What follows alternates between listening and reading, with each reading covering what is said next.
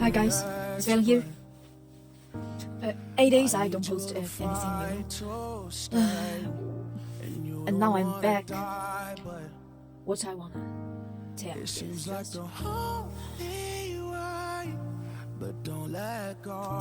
I'm tired to be inspired. I'm tired to be encouraged. I'm tired to be fixed mind. Always I have the same question. This world don't like the venom person. They like the strong person. Why? I just wonder. If I don't strong, they will add me. Pride named negative. Being a PTSD broken human is so hard. Anything you do is wrong. I can't fix this world like others.